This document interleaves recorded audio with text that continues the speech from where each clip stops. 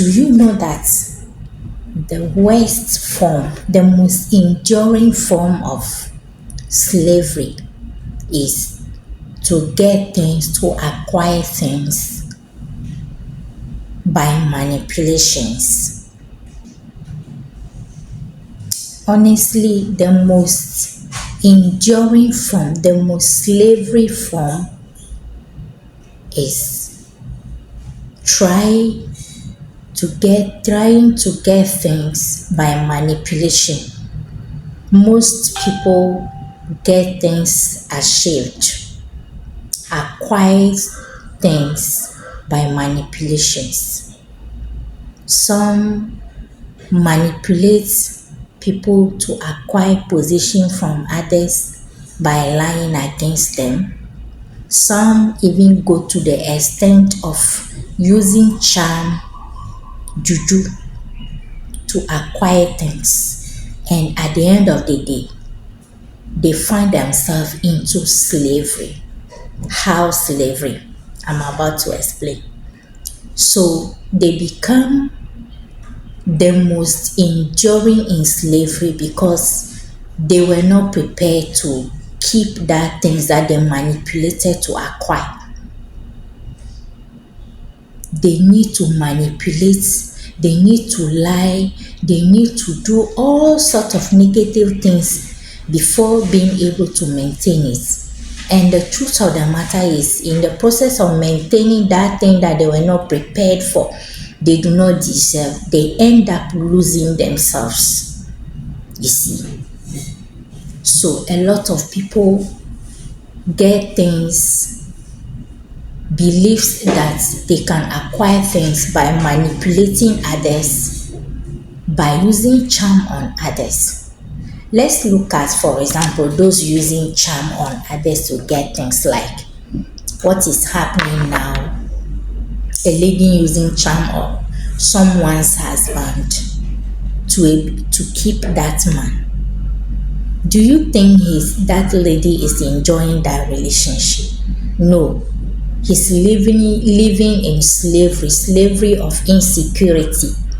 He always, upon all the charm, all the powers that they made that person believe, she still has to go around looking for people, lying against that man's wife, lying against that person to be able to keep that position.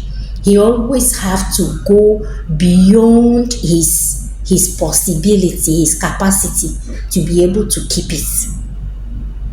So the most slavery way to live, the most enduring slavery life living, is to force yourself and get things, to manipulate others and possess things from them, to manipulate others so that they can lose whatever they have for you to get it. That's the most slavery way of life, you see. So the Bible can never lie when the Bible says that the blessings of the Lord make it rich and add no sorrow to it.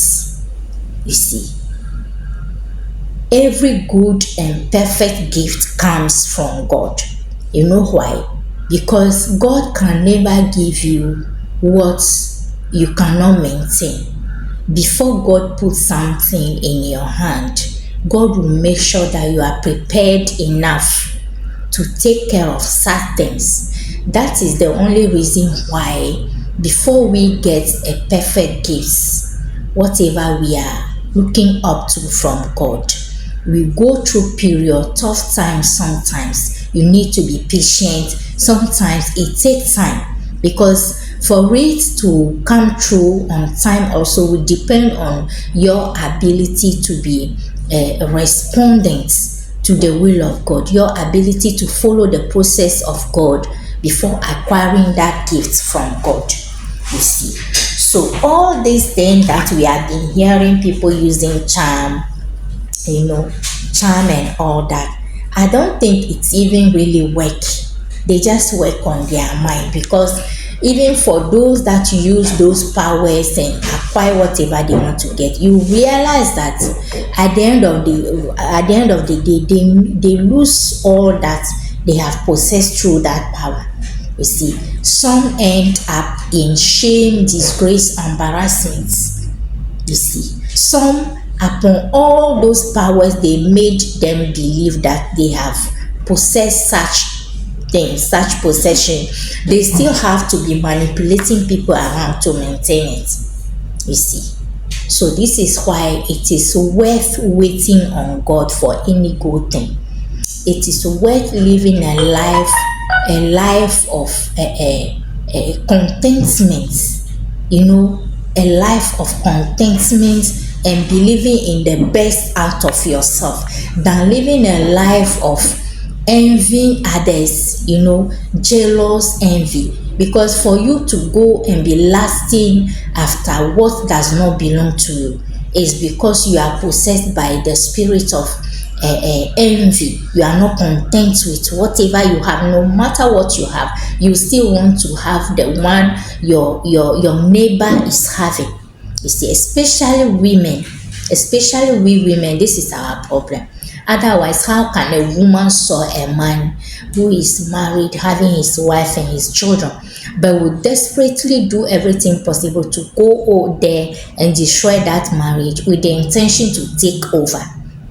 That is all life of living outside contentment, a life of envious, a life of jealousy, you see. So this is it. But at the end of the day, if you ponder over this whole thing, you realize that anytime you go after living a life of someone who is not your life living, you go and buy slavery for yourself. You will start living in slavery.